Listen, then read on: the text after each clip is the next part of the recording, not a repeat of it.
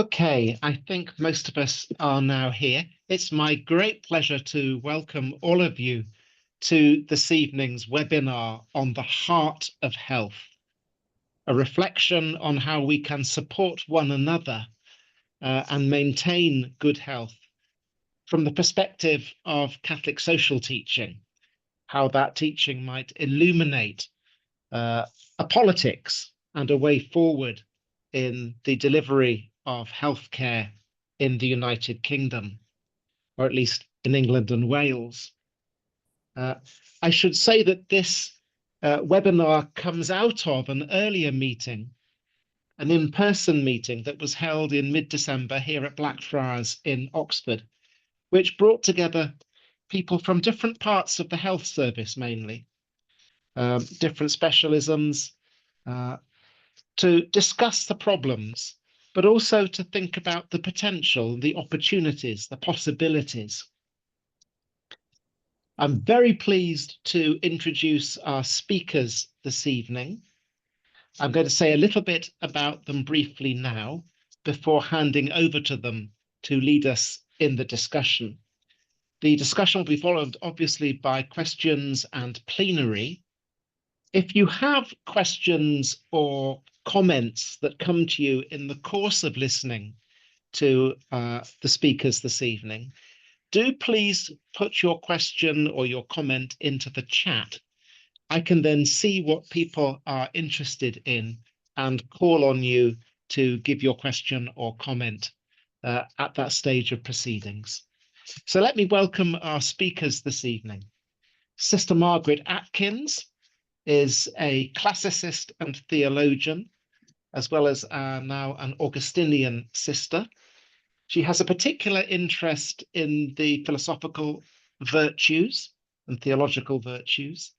She's a former lecturer at Leeds Trinity University and is now based at Borebank in Cumbria, where the Augustinian canonesses run both a guest house and a nursing home. Our second speaker this evening will be Professor Jim McManus. Jim is National Director of Health and Wellbeing at Public Health Wales, as well as being a visiting professor at the University of Hertfordshire, and I think at Bangor University, and a trustee of a hospice as well, amongst many other things that he does. And our third speaker this evening, Thomas Horton. Thomas Horton works for the Ministry of Justice, and he has a particular responsibility at the moment in leading a project, a community-based project in Cardiff, which looks at the rehabilitation of ex-offenders and how they themselves can support one another. So my thanks to our speakers this evening, and I pass now to Sister Margret Atkins, who's going to introduce the subject. Thank you very much indeed, Father Richard, and welcome to everybody. What I'm going to do to start with is just put forward a few thoughts about what Catholic social teaching might have to say to our current healthcare situation. Like many other people, particularly people of my generation probably, and maybe quite a few of you in this room, I've been on a bit of a health journey in the last few years and made some quite significant changes to things, to diet and other aspects of lifestyle, and felt much better for it, thankfully. And that's led me to reflect on these issues in the light of faith, and particularly in the light of Catholic social teaching, which I've done some teaching in. So natural sort of connection for me to make. But one thing that struck me very powerfully was a kind of contradiction between the public rhetoric about healthcare, which is basically about the cost of it and how we're too broke to afford it, with the consequent pressures on particularly on people working in healthcare. So it's rhetoric that has a very concrete side.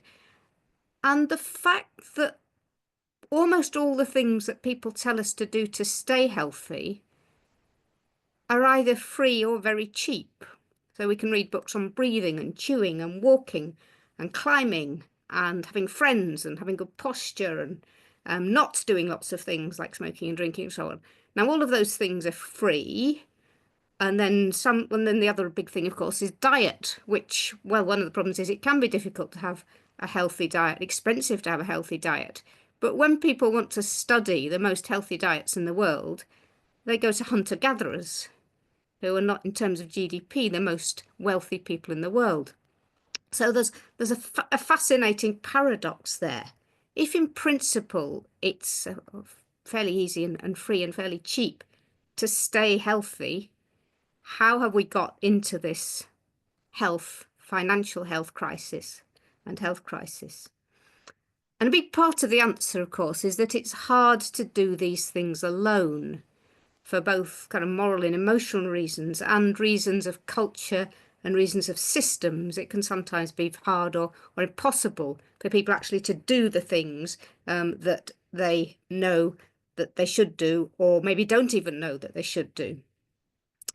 And this difficulty seems to affect particularly younger people and people who are less well off. I'm sure you, like me, will have noticed the extent to which among the better off people in society, there's now quite a fashion for well-being, and the newspapers are full of the sort of things you can do in order to stay well, some of which are quite expensive. So healthcare being seen as a continual crisis, but is it just a crisis or is it an opportunity? Because along with this point I've made about many of the things not being expensive to do, there's also now a mass of new, which is sometimes old repackaged information available about what to do. So what has Catholic social teaching got to say to this situation?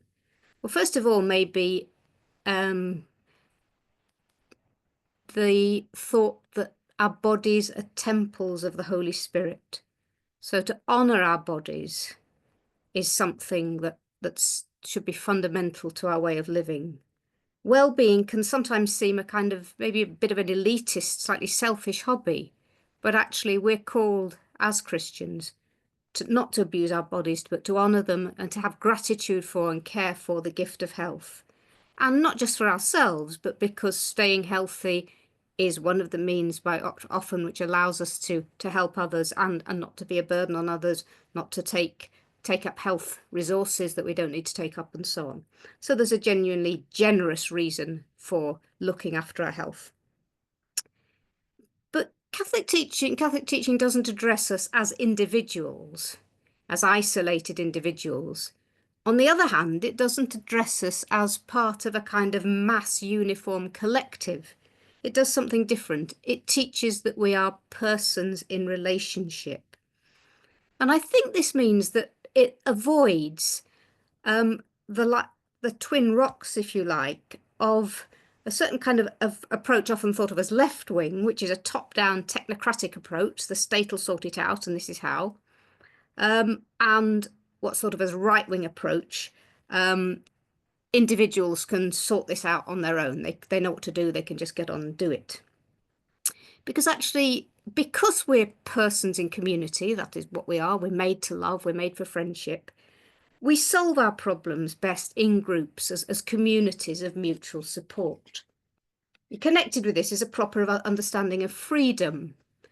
Freedom isn't just the freedom to choose, so I can just choose to start living a healthy life. But it's also a freedom to flourish. So we actually need our health in order to have freedom to flourish. Our freedom doesn't come from having millions of the kind of commercial choices that the modern world puts at us, often choices which are really make very little difference to our lives. It comes from having the fundamental freedoms to be able to live well, of which health is one. And the kind of politics this leads to is again something that is neither what's usually thought of as left or what's usually thought of as right, but a sort of combination maybe of what's best in them. It's politics of what the church calls subsidiarity. And subsidiarity comes from the Latin word for help. There's two dimensions to subsidiarity. there's a negative dimension, you might call it, where the group in power, the authorities, allow groups that are below them in terms of the hierarchy to do what they need to do. They give them the freedom. They don't take away agency from them. But the other side of it is that they actually support their agency. They support them in doing what they need to do with a fairly light touch, so they're not taking away their freedom. So subsidiarity is a politics that allows existing groups and existing individuals, particularly maybe families, social groups, to do what they need to do and to support them where they need help, enables them to flourish. So the question for that kind of politics is, how can politics help us in our relational groups to help each other? So I suggest that what the church might offer to this debate is, first of all, a language and a vision, that is a positive language and a positive vision that isn't available in ordinary political debate. But we've also got a mass of professionals and people with voluntary experience in related areas as members of the church. We've got places, communities, institutions, above all our churches and our schools, where we might be able to work this out and work towards the kind of community building that will help people. And we've got an attention to the disadvantaged, so that they're not lost sight of, and so that health and well-being doesn't just become a preserve of those who are well enough to afford to read the right newspapers, if you like. I think that's all I need to say at the moment. We're just trying to get the conversation going. So I think I'm ready to hand over to Jim. Do you want me to just hand over directly, Richard?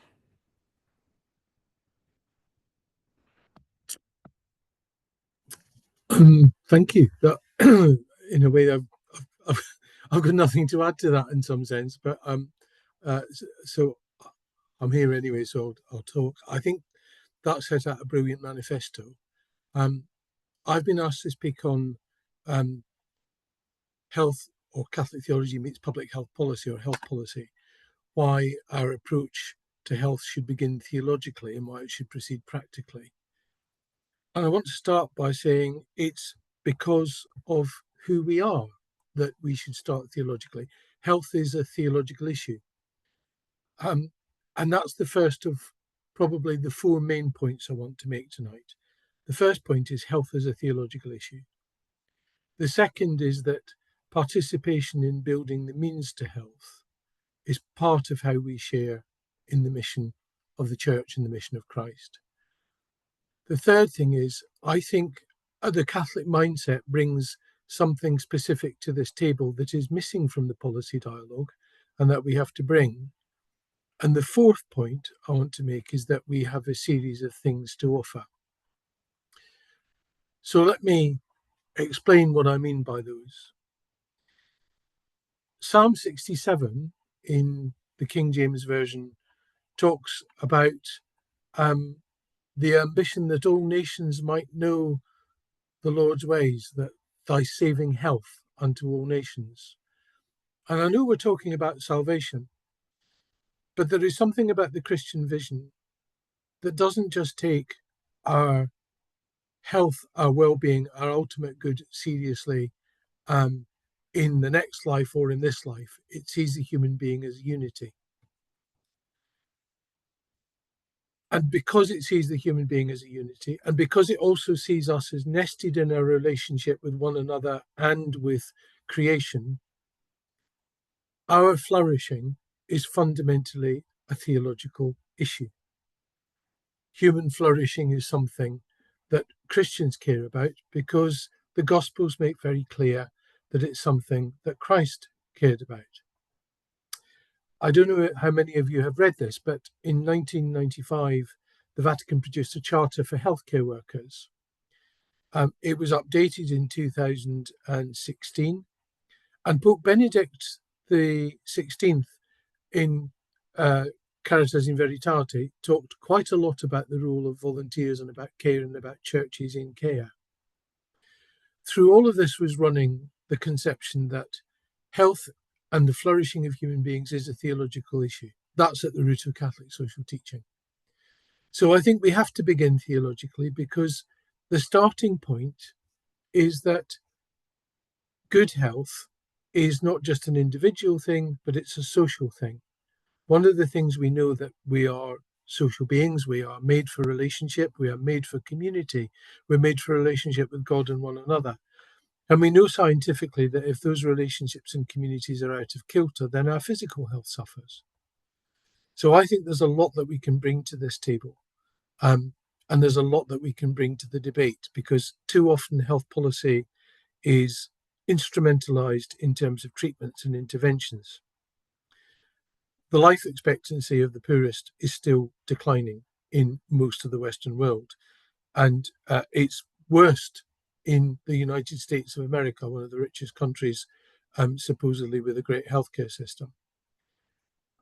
That really becomes a theological issue, because it's the poorest who die earliest, and it's the poorest who live most of their lives in worst health and in greatest pain and greatest misery. So health is a theological issue. It has to start theologically. I'm not going to labour on that, but that's just a summary.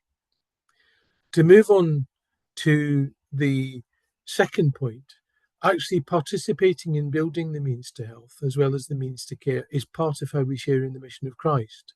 The charter I spoke about actually says that the church participates in healthcare. We were in hospitals first. We were the people who created hospitals many centuries ago because of our desire to participate in Christ's mission of healing and flourishing in human wholeness. If you like, it's a bit of an embodiment of St. John's Gospel, chapter 10, verse 10, where Jesus says, I've come that all might have life and have it in abundance. That's why there are so many Catholic charities in health. If you add up, in the United Kingdom, the Catholic charities involved in health and care, the turnover becomes something like 0.81 billion, which makes the Catholic Church the 10th biggest non-governmental organisation working in healthcare in the United Kingdom. That doesn't come from nowhere. And being involved in 3 charities, all of which work in health, St. Joseph's Hospice, of which I'm a trustee, Positive Faith, which is a ministry for and about and with people living with HIV, and PACT, Prison Advice and Care Trust. And I am privileged to be able to work with all of these. They are all about health. And they see health not through the lens of clinical health, but they see health through the lens of Catholic social teaching. And as a public health professional, I know that our housing, our education intimately affect our health. Catholic social teaching, I think, knew that before epidemiology. So there's a very strong reason there why this participation in building the means to health is actually a direct participation in the mission of Christ and a direct living of our calling. And this brings me directly onto the third point, that as Pius XII said, truth doesn't contradict truth. That was repeated by John Paul II. Between science and faith, there is no real contradiction. If you look at much of the scientific evidence on what makes for good mental health, you will find in terms of things like the virtues of good use of time, the virtues of character, actually the theology around this, particularly Catholic theology around the virtuous and life and around character, is very strongly aligned with what we know from scientific research, very strongly aligned. So there is a Catholic and that we can bring. Firstly, about the importance of faith for a full and flourishing human life. And secondly, about the insights that the Catholic tradition has to offer about a good life and a good death. And one final point on this, third point of mine before I move on, is that if you really dig into the science, we often assume in healthcare that science can prove values like justice. I think science can show that justice is a good thing. That doesn't come close to making our values for us. Our values have to come from somewhere. And one of the things we really have to bring to the table is the role of values based on human dignity, the dignity of the human person, which should be and is supposed to be at the heart of healthcare. You can't just have them created by scientific research. They have to come from somewhere. And I think in this space now, as Catholics and as Christians, we have a lot to offer from our theology. My final point is this, which is we have other things to offer besides that. Part of the identity of being a Catholic in this post-secular world, for me, is about doing what we do and doing it really, really well, because it matters to us as living out our vocation and our mission. So in St. Joseph's Hospice, when we had quite a lot of people being received from NHS hospitals with pressure sores, we saw that as a theological issue, actually combating pressure sores so that people could die in dignity and in as little pain as possible was absolutely key to our vision of quality of care and our vision of justice. And these are theologically informed principles. We applied clinical science and a quality science to sorting out this problem.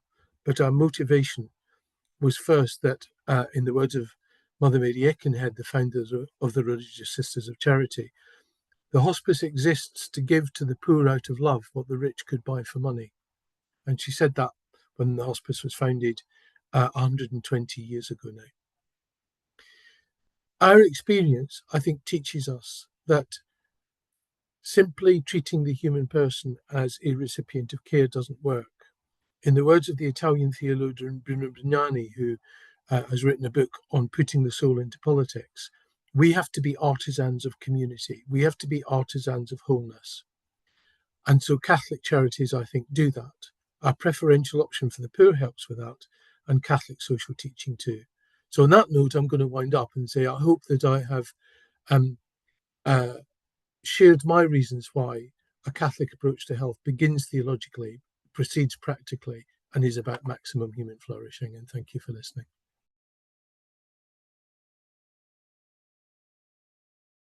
And I think I now pass to Thomas. Sorry, Thomas. Thanks, Jim. Good evening, everyone. You might be wondering why at a webinar about health, or with health in the title, they've invited a bureaucrat from the Ministry of Justice. I think, as Sister Margaret and Jim have articulated, if we're interested in human flourishing, if we're interested in thriving, in being in communion with each other, thinking about people who are in prison and people who are on probation is probably a sensible focal point. So I just want to give one caveat, and that's that I'm not a theologian, I'm not an expert in Catholic social teaching, but I did just want to share a few thoughts and experiences from my job working in prisons and probation. And I thought I might start by talking about one of my favourite churches, one many of you will be familiar with, and it's the Papal Basilica of St. Paul outside the walls. I try to visit whenever I'm in Rome, and for somebody with an interest in justice, there are a couple of things in particular which are of interest. One is there's, according to tradition, the chains which held St. Paul, or which attached St. Paul to the guard whilst he was imprisoned in Rome. And a more recent addition is near the exit. There's a wonderful sculpture by Timothy Schmalz. I Was in Prison, it's called. And if you've seen this, you might recognize the style from Farm Street Church in Mayfair. It's the same sculpture who produced the homeless Jesus, the homeless Jesus sleeping on a bench. Beneath this sculpture, I Was in Prison, well, it's two outstretched arms resting on some bars with a wound in the hand, and it simply has I was in prison and you visited me beneath it. And I don't need to tell anyone here why, what the role of faith is, why it's important to visit people in prison. I think that's a starting point. But I wanted to just reflect on one thing, and that's that as of June last year, there were just over 87,000 people in prison. But there were 240,000 people on probation. Some of those might have been in prison at some point and have left, or some people might have been sentenced to probation but never have spent any time in prison. So I often wonder, how should our faith inform our approach to probation, to supporting people under the supervision of probation in the community? And it's perhaps worth just saying here that the origins of the probation service are found in religion. So at the end of the 19th century, it was the Church of England Temperance Society who began appointing police court missionaries. And they would go to the court and they would vouch for individuals. They'd give the court another option, an alternative to prison. By 1907, some new legislation came into force, the Probation of Offenders Act, which formalised these arrangements. So there are strong Christian roots in our service.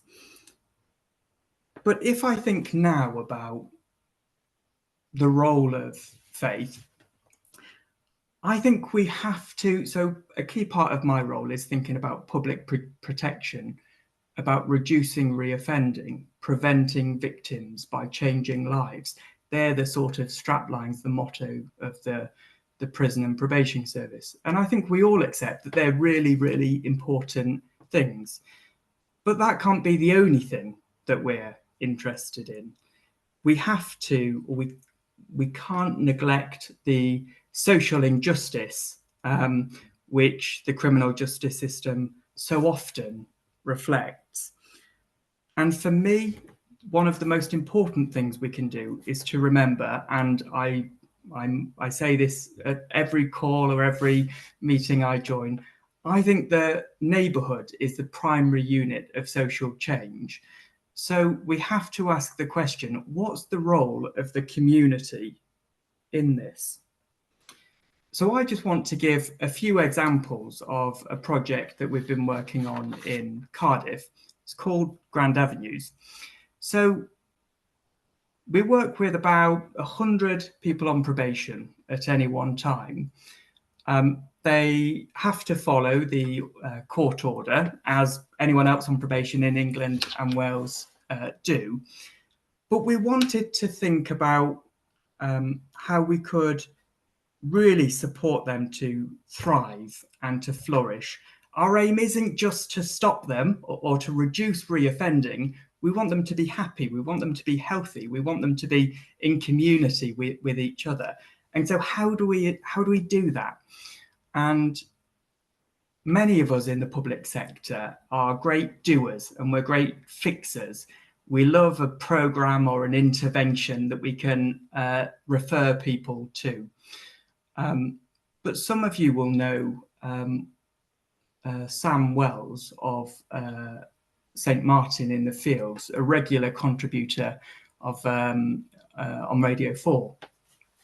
And he speaks about being with and the importance of being with in community and community development. And I think there's something we can learn from this across the public sector in health, in justice, and in others. Because currently we talk about doing with as if it's the kind of the pinnacle of what we could achieve. We should do with instead of doing for.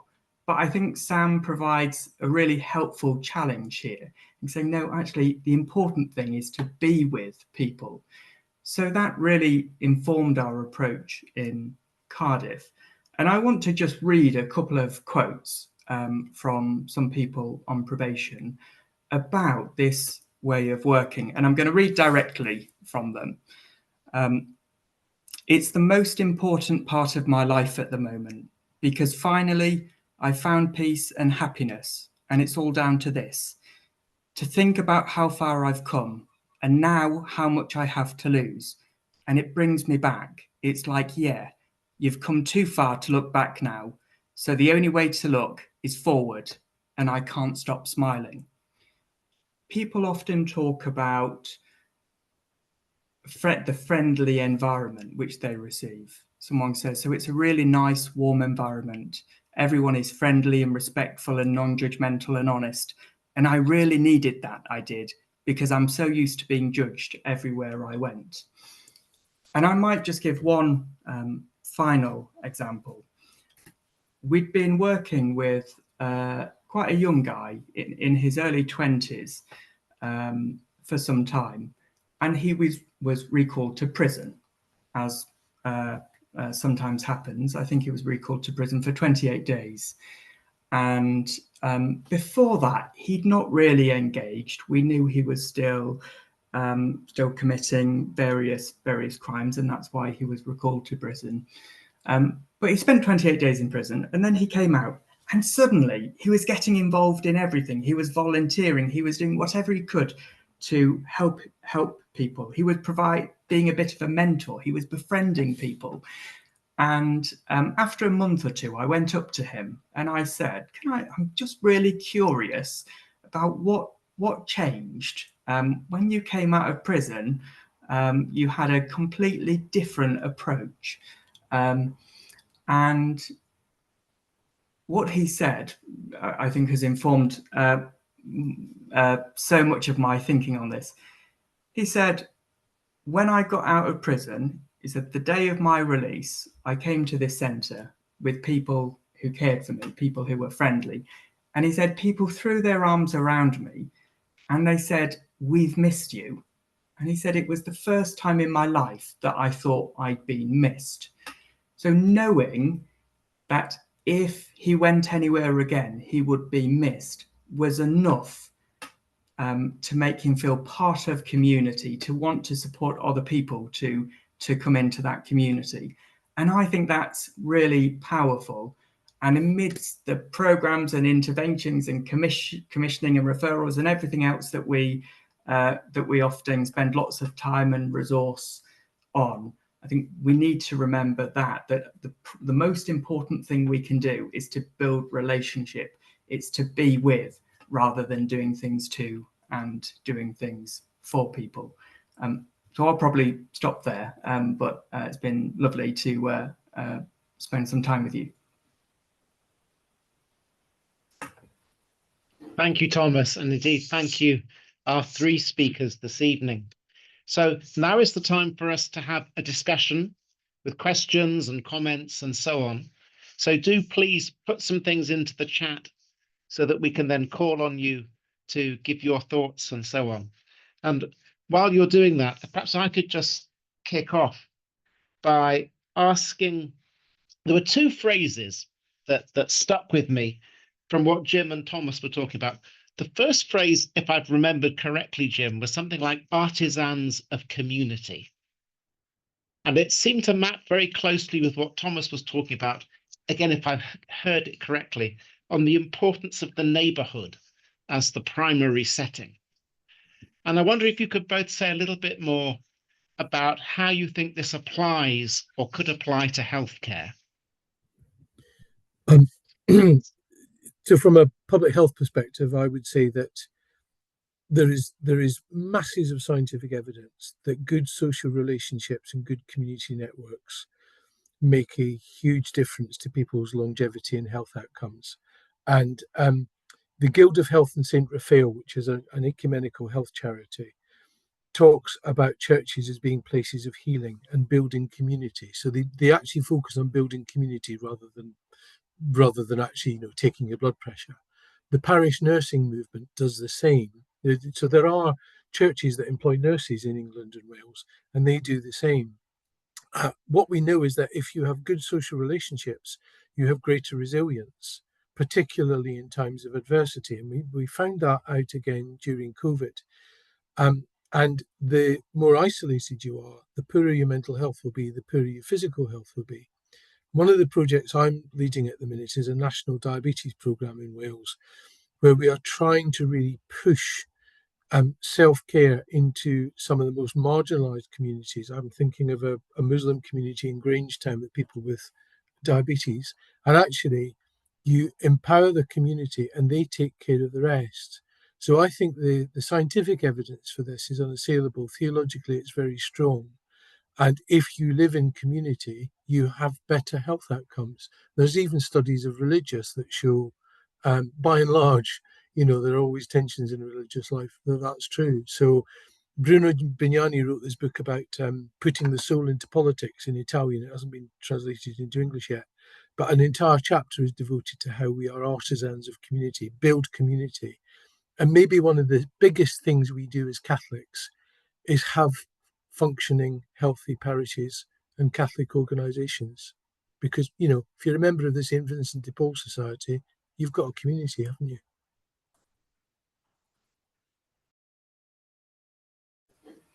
And I want to first of all promise you that I'm not fishing for sympathy when I tell you this, but I injured myself yesterday. And of course, I can ring the doctor up if I need to get some medication. And if I need physio or something like that, I can try and get a referral. And that might be important. And there's a really important place for those things. But that's not the only thing that we need, is it? And today, some people rang me up and said, we'll bring you some shopping round. And someone said, we'll plate you a meal up and we'll bring that round for you. And then some friends will come round later and they'll spend time and we'll laugh and we'll joke. I think they're just really simple examples that show that actually being the formal processes, the public sector, we can commission things, but you can't commission love. You can't always commission compassion. If I think about an example in my world, in probation too, we spend quite a lot of resource supporting people to getting to meaningful work once they're back in the community. So in prisons, we have big workshops where people might learn skills. When people get out, there are services which will help them with CVs, getting various qualifications and all of those kinds of things. And they're critical, really, really important. But probably what someone might need is they might need the neighbour to knock on their door at 8 o'clock in the morning and say, I know you're not very good at getting up in the morning, or I'm going that way. I know you don't drive. I'm going to give you a lift. So there's a kind of a domain of things that I think only the community can do. And I think there's a risk for that we sometimes think that our health services, the prisons and probation, that we can do everything and fix everything. And there are some things that only the community can do, and things which the community can do far better than commissioning services can do. Thank you. Russell Sparks, do you want to say something at this point based on what you put into the chat? Yours. Okay. Well, basically, I actually teach a module on Catholic social teaching and healthcare at St Mary's, so this is very familiar territory to me, and I totally agree with what Jim and Margaret said. But I do have a slight question, which is, and I'll just read what I wrote in the chat, which is that the poor often have very little choice on diet. I mean, that there's a wave of premature bowel cancer at the moment amongst relatively young people, which is attributed by scientists to eating processed foods. But families on 0 hours contracts often feel too tired to eat anything other than this very expensive stuff. Any comments? I wonder if Sister Margaret might reply to that. I can start. Obviously, yeah, I've got an awful lot of sympathy with the people who are in those situations. I don't think we're going to solve this problem without some more courageous legislation. And there've been policy reports that have made very, very clear and sensible recommendations, which, as far as I understand, haven't really been taken up by the government. So I think that is one dimension of it. But I also think that there is a role for community here in various ways. One is in the way in things like food clubs. I mean, some food clubs are also moving to focusing more on healthy food. Somebody's put a mention about allotments in the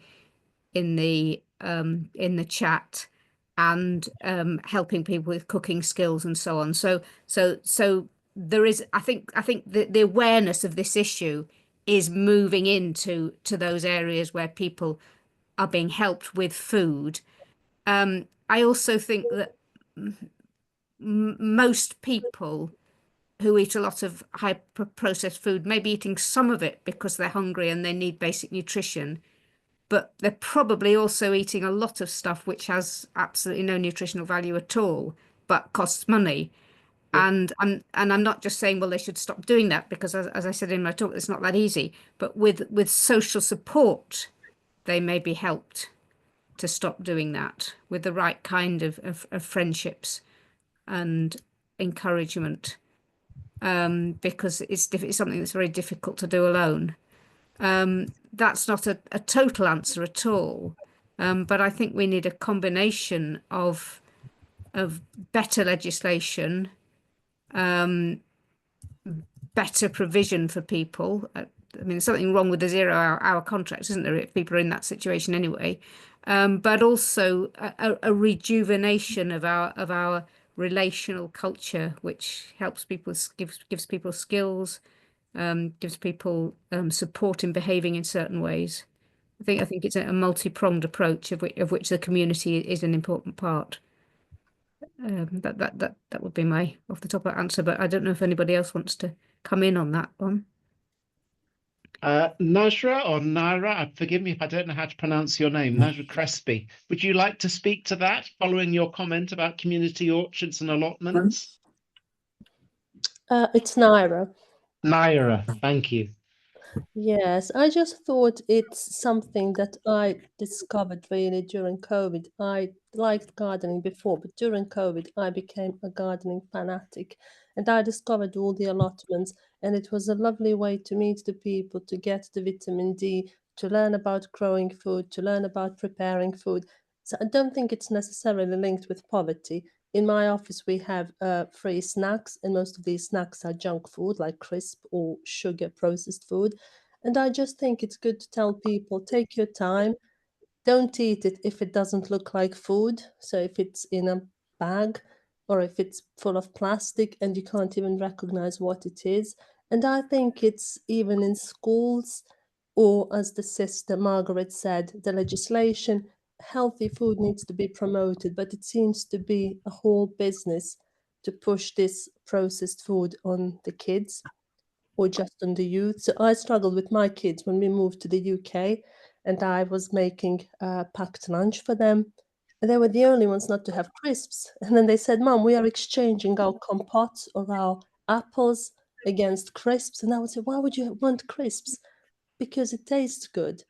But I think it's a good idea to not just eat in a healthy way, but also exercise and meet the people. So I should probably stop there. Thank you. Thank you, Naira. Could I call next on Vincent Manning and then John Battle? Oh, thank you. Yes. Gosh, really interesting presentations. My head is swirling with making lots of connections between Catholic social teaching and some of the principles and values that you've each spoken about. I think there's just a couple of comments. I put them in this chat as well. It's interesting we were quoting Sam Wells Thomas, and in his Nazareth Manifesto, I think it was, wasn't it? He talks about being with people, and it's a very convincing argument.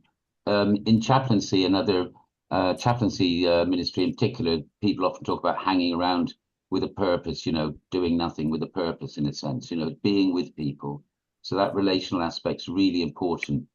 He also makes the point in that book that what we're most afraid of is isolation, the fear of abandonment. And if you think about this theologically as well, it's the same fear of abandonment that Christ underwent on the cross in his passion, and it's what Simone Weil called affliction, a particular degree of suffering that leaves a mark on the soul, that scars us and also shapes us. And that's just one. So that's just to reinforce what you guys were saying about the relational aspect. And the relational aspect only really happens in community or in groups of who meet together. And it's incredible what happens when that's enabled. And here the example I want to give is from our own work with people with HIV. We have an extraordinary community of people, many of whom are refugees, asylum seekers. Our groups are led mostly by Black African women. It's a really wonderful example of what can happen when, out of faith, we simply come together to support and encourage one another. And then all sorts of needs are met, and people are accompanied and helped in all sorts of different and surprising ways. So it is something that we can do uniquely as Catholic people. And it's what we, in Positive Faith and CABS, we talk about an ethic of friendship. And so whenever anybody comes to be with us, we talk about an ethic of friendship amongst us. And especially for anybody who volunteers, we talk about an ethic of friendship and service. So I think we've got a very rich tradition. And I think if we could extend these values, principles and practices to those in society who are most poor, we have something very important that we could possibly give. Last example, for example, in the HIV sector at the moment, we've done very well on all sorts of targets to reach people with treatment and everything. Who are we finding it difficult to get hold of? The poorest, the most marginalized, those not engaged with care. There's a role for the church in that, to navigate spaces that often big institutions or commissioners find it difficult to navigate for the reasons that Thomas outlined. And I'll stop there. Really good talk, so thank you for stimulating my brain. Thank you, Vincent. John Battle next, and after John, Gavin Jarvis. I just want to say thank you for an encouraging and inspiring introduction, all three, and the comments. And just to share, I just wish tomorrow we could do some new transportation and get you all to a little community centre in the middle of inner city Leeds, where I am involved in a group. There's formerly a walking group of men prone to suicide. And we've been meeting every Friday as best we can in the morning to go for a walk, and we come back and share a meal. And why I mention it is, I think sometimes we over formalize everything and try too hard to get there in building community. And what I'm trying to learn is to relax a bit and be a bit more informal, a bit more positive. Why I mention it is because we managed to get money from the health service, because these were people in and out of Armley prison and the rest of it, people in a really poor neighbourhood, mainly white working class men. So we met together, we go for a walk and have a coffee, we come back and we share a meal. And for the first 2 years, it was soup, meat and potatoes, veg and a pudding, and a good mug of tea, so they weren't living on biscuits and a tin of alcoholic pop on a Sunday, so it kept them going over the weekend.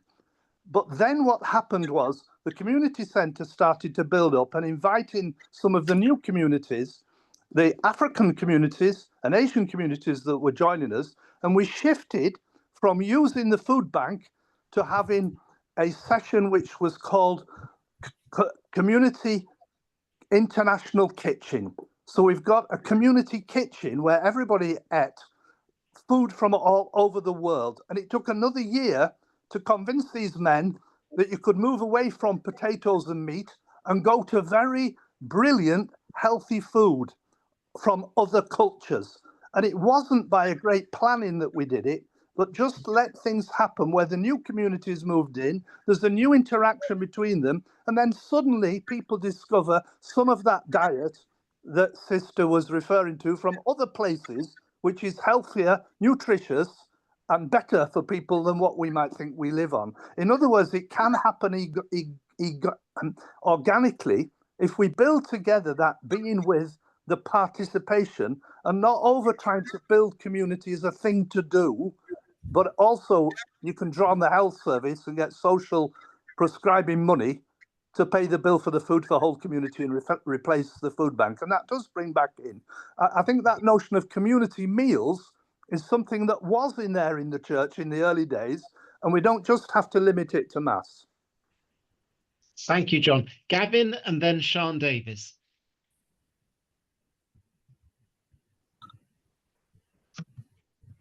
Hello, Richard. Good to see you, Gavin. You too. I've mostly said what I wanted to say, and I'm in the middle of cooking, actually. We've got a nice salad here, so it's all very helpful.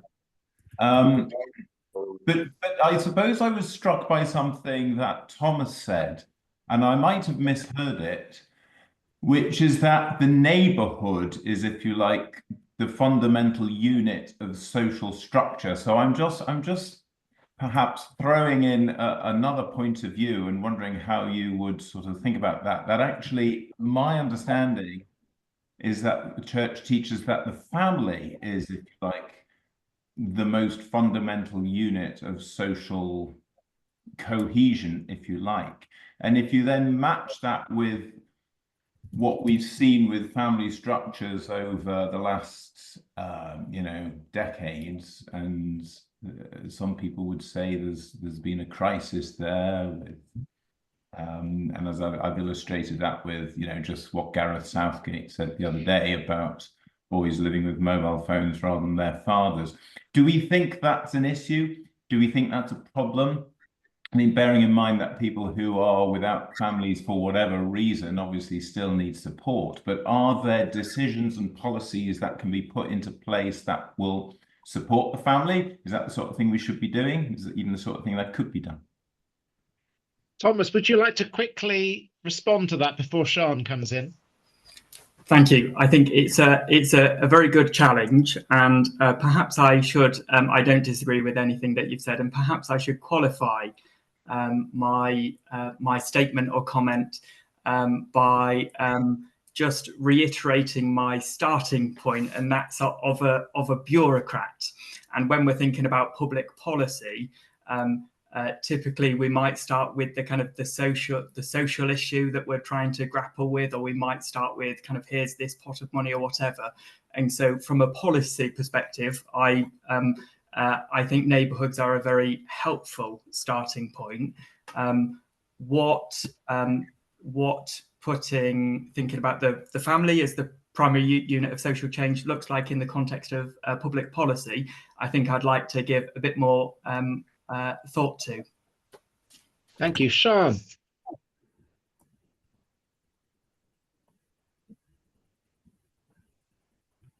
Unmuted, sorry about that. Yeah, and sorry, in a way, and thank you, Gavin, I think that for the comments that you made a little earlier. So it was just wanting to reflect on a sense that with the, so I'm a doctor working in palliative medicine. So meeting the society that I meet in West London, and having worked through COVID, I just wondered if was there something to reflect on, that there has been a kind of skeptical, if not cynical, shift in society's view of what is the value of being virtuous, because much of the behaviors that we modified, for example, for COVID, in that we did things that were societally of benefit, there's a kind of cynicism, that was somehow a waste of time. And whether the kind of societal kind of long COVID, the kind of bereavement and the loss of certainty comes back to perhaps needing to be clear where we are when we begin. I know, Jim, you commented on that we did things as a society during COVID. I suppose my point, putting it much simpler, is that if you asked people to do that again now, there would be less willingness to do that. Thank you, Sean. Jim, would you like to comment on that? And then we would go to Raymond Friel. Yeah, I mean, I agree. I think we did some good things during COVID, and we did some absolutely dreadful things. And one of them was we had a government that lost trust with its population. And I remember sitting in a SAGE meeting being told off for saying, we're not bringing people with us, and if we don't bring people with us, we won't do hearts and minds. Justin Welby said that there's a whole population that went from grief to grievance, and it's partly because I think we're all traumatized by COVID. I mean, when I made my appearance before the inquiry, you walk into the inquiry past the names of people who had died, and that should settle your minds. People died during this, but also people were harmed by a government that didn't keep trust with its population, and by the fact that our science wasn't prepared. So there's a book called A Little Theology for Times of Pandemic by Jean-Claude Archet, where he talks about COVID disrupted our trust in science, in medicine, in government and everything. We haven't repaired that. It seems to me that part of it is trauma, part of it is experts have turned out not to be experts, and part of it is actually we've engineered this. I think there's a deep theological reflection there, which I will spare you all now. But yeah, Sean, you've hit on work that we have to do as a society to heal many, many wounds caused by COVID in many, many people. I don't think there are such things. I'm a vaccine enthusiast. I don't think there are such things as really that many genuine anti-vaxxers. I've only ever met people who have questions because of misinformation, and it's our trauma that has created the misinformation about COVID as a burgeoning problem, as well as bad actors of bad faith. So yeah, I agree. I don't know if I've actually added anything to that, but thank you for that therapeutic moment. Raymond. Pleasure. Thanks, Father Richard. Thanks, everybody. Great inputs.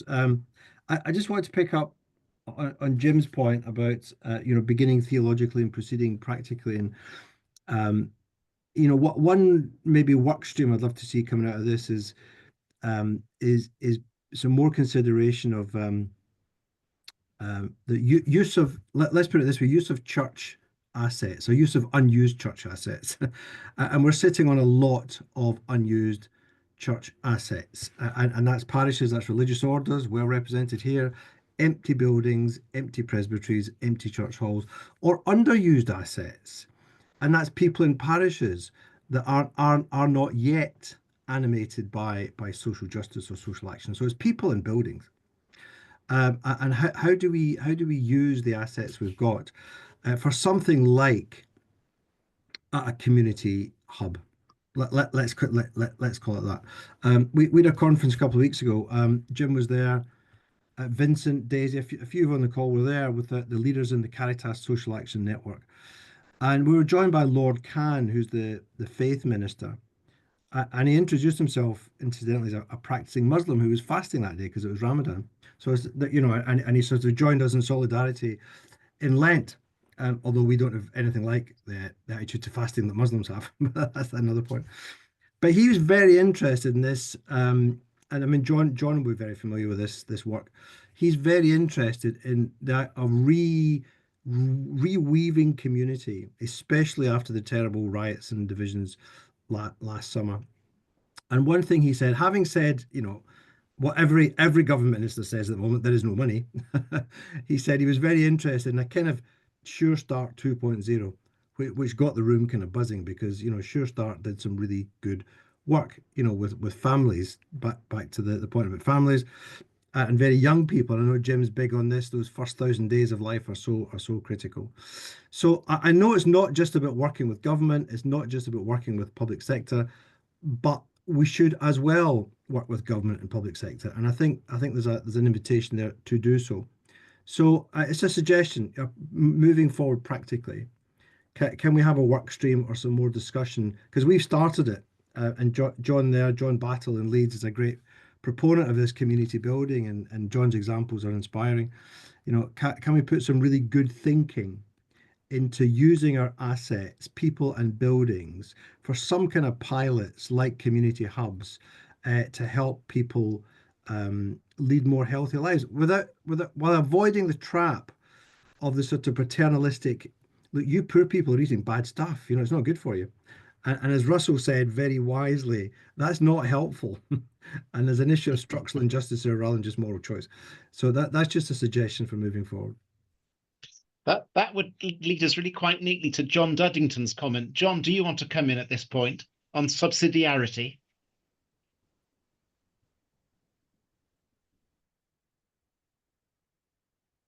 You're still muted at the moment. Oof.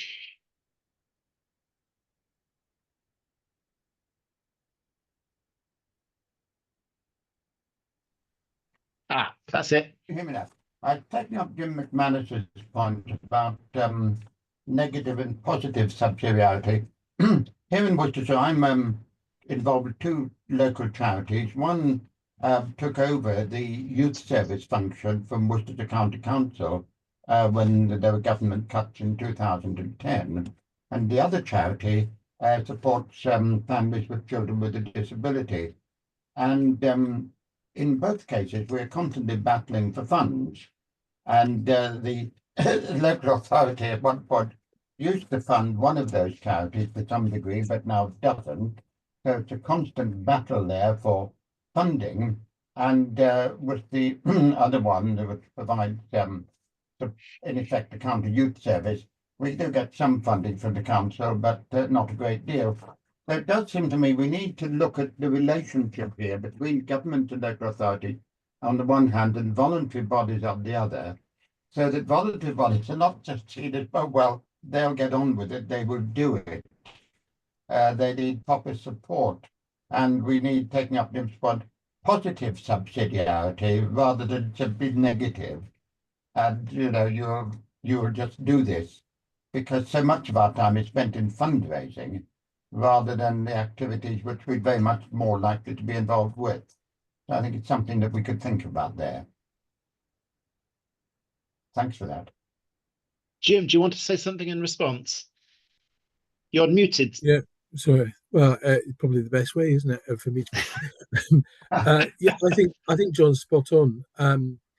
One of the things we know is that when the 1846 Public Health Act was put through, what local authorities did in their entirety was about public health. So when I was Director of Public Health for Birmingham, my predecessor was responsible in the 1930s for all public sector housing and public parks and Lord knows what else. Because we knew it made for what John Prescott called livability. And I think livability is a public health concept under theological issue. So the reduction in local government spending power, I think, has ended up making the voluntary sector being seen as a cheap option for delivery, and it shouldn't be. We should invest properly in the voluntary sector. The Social Value Act that was passed for England hasn't really had the effect it should have had on the voluntary sector. I think Scotland's Community Wellbeing Act, which is currently going through Holyrood, will be more interesting, to be honest. So yeah, I think we have to treat proper voluntary sector funding and positive subsidiarity as a public policy issue because it's a theological issue. And John, I think, is spot on there. Can I ask you, Jim, just following on from that, and I'd like to bring in Sister Margaret after this. Do you think this requires us to have a different theological discourse about taxation? That we yes. actually need to have a positive account of why good citizenship involves appropriate forms of taxation to support the common good and to support whether it's state agencies or voluntary agencies? Absolutely, I think we do. I think there are some, if it's a theological principle that every human being should have the means to flourish and the means to health, then that means because we are in a society in the UK which has chosen to have an NHS that is largely free at the point of delivery, the government pays, unlike the American system, then that makes resource allocation, it makes resource efficiency, and it makes taxation absolutely theological issues. It really does, absolutely front and centre. And I think it also means, in terms of, if government is expecting the voluntary sector to deliver part of that means, the government owes the voluntary sector a duty and justice to fund it adequately to do it. The NHS isn't the state. We've got ourselves into a position where we're funding healthcare because of the failure predicted by Derek Wanless, who was a banker 20 years ago, in his report called the Wanless Commission report. And we have to get back to a preventive society. We know that austerity has made health worse because it's ripped the heart out of basic services. So yeah, taxation is par excellence a theological issue, I think. Thank you. Sister Margaret, I just wonder, you had comments on what we've been discussing so far.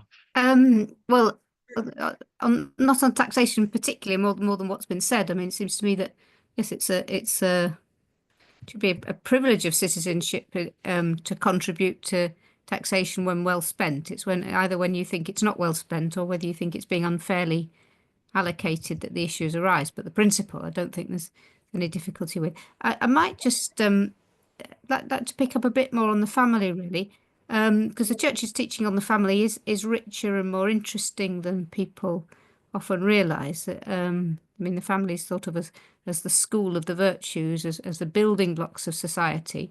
So I think it's going to be difficult to have the kind of strong neighbourhoods and strong networks that we're talking about without quite a lot of strong families around, because they're providing either the actual fabric or the education early education in the virtues. I mean, Jim's first 1,000 days and so on and more, that enable people to go on to be the kind of people who will contribute to both the church and the society. At least that's how the church understands the role of family. And I think one of the interesting elements that's often not noticed is how the church emphasises the role of family in hospitality. So the image of a family isn't a closed nuclear family, but a family that is generous to those around and therefore helps to build neighbourhood and networks and friendships by its combination, I think a very typically Christian combination of inner strength plus openness. So it's neither a very strong but closed community nor a weak but open community. It's a strong but open family group. So I think the strengthening of the family or within the church is a very important part of this discourse about community. Vincent Manning, would you like to come in on this point around the family? Well, my only thoughts really are about, again, this feedbacks. We heard some feedback earlier about the stuff that Thomas is involved in. When you hear people say how things matter, it's so important. Very often, what people will say is, "This is like a new family. This is like my family," and especially at a time when so many families are struggling, and so many, especially the poorest families, are really under terrible pressure and strain, and finding it difficult to cope. I think there's great value in providing, if you like, not alternatives to the domestic church, to the domestic family, but recognizing there's a need for new forms of family, new ways of understanding those relationships and enabling people to come together. There's also just one little additional point. This is a little bit way off, but it's been something I've been thinking about.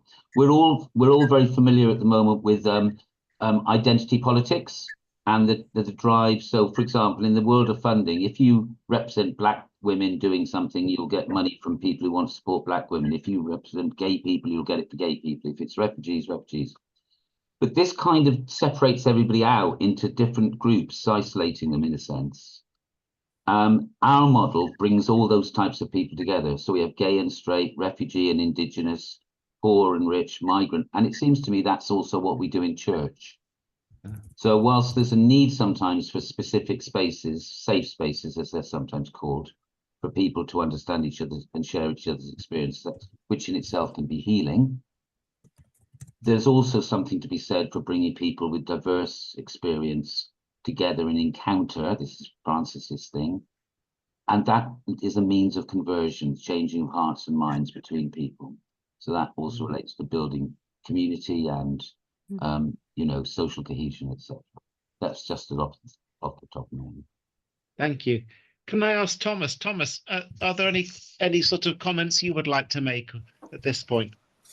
I think I'd just say two things on the discussion about the voluntary sector. It seems to me that the word partnership is used very loosely at the minute and to mean a wide range of things. And I think we need to be clear about the value that the voluntary sector provides, that it is expertise and it is something that government and the public sector can't do. I think that's really important, because if not, it just becomes a kind of, it's not a partnership, it's a commissioning relationship. And I think the second bit on that is about what we're asking people to do. So we literally have a competition when we're awarding funds to various different organisations. And I think that has an impact, that has an effect, often quite modest amounts of money, and various organisations are competing. What we want, and we set out a specification usually, and we say these are the things that we want you to deliver. I think a better use of what limited resource there is to say we want you to use this money to create a broad coalition of people who are interested in this. So I definitely think there's reflection and work needed around partnerships and commissioning arrangements and all of those kinds of things. And then just finally on the point that Raymond made about the role of the church or the church's community hubs and those kinds of things. But my first foray into community development was at the age of 14, when I went into a really dingy youth club. There were buckets all over collecting the water and everything. And there were two youth workers sat in there, and they were saying, no one wants to come in here. We're wasting our time. And so they'd sit in the youth club all evening, but they were right. No one wanted to go into this dingy room. But then my school, it was part of the Building Schools for the Future programme. It was a £30 million building. And my head teacher would be saying, it's such a shame that we've got these great facilities, but we've got no unrestricted income to pay youth workers or whatever. And as I was going around, I was just thinking, right, so we've got a building here, we've got some people here, we've got some other resource there, and slowly beginning that process of kind of community building, community development. And I think that this is a self-critic here, but I think that mindset is often true in the church. We can be sat saying, well, we can't have anything going on in the church in the week because we've got no one to move the benches back for mass on Sunday, or we haven't got X, Y, and Z. And so I think there's definitely a role for working with other outward-looking places of worship and community groups, rather than focusing on our deficiencies and what we haven't got, saying what have we got, what are our strengths, what are our assets. So from a prison and probation perspective, it's always when we come knocking on someone's door and say, can we supervise 200 offenders in your building, please? Quite a lot of people say no, but it's always the church that says yes. And they don't just say, come and use our space. They'll say, by the way, I can play the keyboard. Do you think any of the guys might be interested in learning this? Or by the way, can we offer tea, and can we do X, Y, and Z? So there's so much I think that the church has to offer, and absolutely, I think that's a conversation that we should be having. Thank you. Eileen Walsh, would you like to come in? And once you've come in, I'd then like to, as it were, sort of wrap up by asking everybody who's on here this evening how we capture these insights and take them forward. But Eileen, first of all. Hiya, I'm sorry, I'm a bit of an interloper, so I've really enjoyed the evening. I'm a nurse, I'm an honorary chaplain at Adam Brooks Hospital at the moment, and I've done a project over the last 2 years trying to see how Catholic theology might be applied into medical education and the hospital setting, and have found it, to be honest, almost impossible into the NHS. So I'm aware you guys are working social justice and in community settings, I think, which is very different. I just had a feeling when you were talking about the theology, I could see some distinctive Christianity in it, but I also was finding it hard to see it in comparison to what I would hear colleagues say who would be doing community work. And I just wondered, as a question, and this might be my own ignorance, it felt very social. There was the human flourishing that I think of as a philosophical concept, which is quite common. And there was just something around the Christian distinctive that I didn't quite catch. And it might have been because I've been hanging around with Carmelites for the last couple of years. You know, so there you go. That's all I had to say, but just as a question. Sister Margaret, Jim, do you want to come back on that? Do you want to go first, Sister Margaret?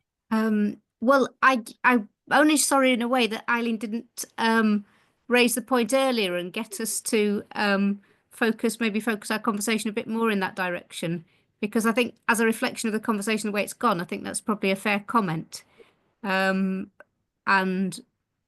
if we were going to fill out this conversation, we probably need to root it more explicitly in what's distinctively Christian, particularly, I suppose, in the area of mental health, but also in the area of motivation, of generosity, of response to the love of God, and so on. So I think, yeah, probably that's where we need to be going, or that's what we need to be adding in to enrich this conversation. So thank you. Yes, I'd agree. I mean, and I think you can sense the Carmelite in you, Aileen. I'm a Carmelite secular, and one thing I would say is that Raymond, I think, has to listen to me regularly quoting the Carmelite constitutions, which is a trial for him, but I enjoy it. We've probably been using shorthand, so when you have a theological discussion, you tend to emphasize one thing rather than another. And you've called us back very helpfully to remember that actually Catholic concepts of human flourishing are about relationship with God as well as relationship with self and others, and stewardship of creation and all of that. And if you let one of those go, you begin to get a bit out of kilter. So thank you. For me, my involvement in health is out, it's out of the love that I experience in my relationship with God. I want to share that with others, which is why I do the job I do. And I think public health is a way of spreading God's love in the world. But I think what you're helpfully pointing out is you can get a bit lost if you don't have that front and center. So thank you for that salutary reminder.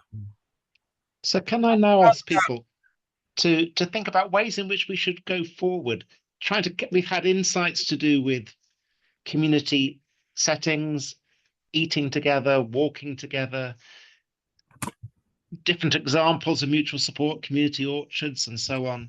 Questions around the family, questions around the neighborhood, what government should or shouldn't do. How do we go forward?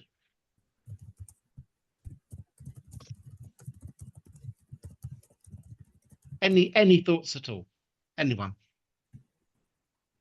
I'm going to be bold, Richard, and stick my neck out. I think we need to get a bit more serious as Catholic Church, actually. I think we can be very self-congratulatory about the things that we do, and we've heard lots of good stories here, and I don't wish to discourage anybody. We have a lot to offer. But institutionally, we need to get a bit more serious. Raymond's point about the resources that we have. We're sat on piles of money. We're sat on piles of buildings. We're in our little silos. We've got an aging clerical structure. I don't mean this rudely to anybody, but most of the religious and people involved in religious life, many of whom are struggling with how to cope with their old, elderly and infirm people, seem to me to be overwhelmed. And there's a lack of vision. Now I'm going to sound very critical. All I'm saying, in a nutshell, the challenge I would say is this. If we don't put in practice the preferential option for the poor in our own dealings and our own businesses, if we don't take what Pope Francis is saying seriously, become a church with an option for the poor, then I think we're missing that courageous next bold step that challenges us to be people with greater vision who are willing to take some risks and be very, very bold, if you like. So it's a challenging, disruptive note. I mean it constructively. Thank you. Thank you. Yes. Other people.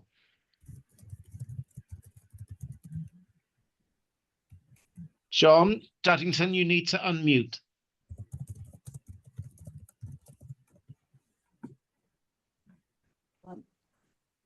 Yes, I entirely agree with what Vincent said.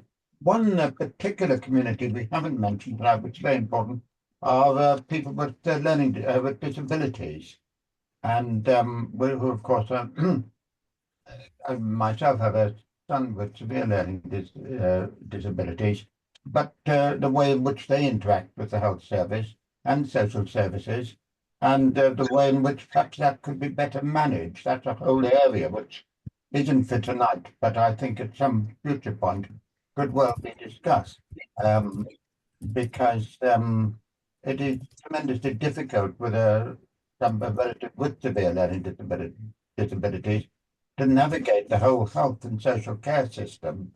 Extremely complicated, and the way they work together and don't work together. So I think it's any future conversation possibly ought to involve that aspect as well.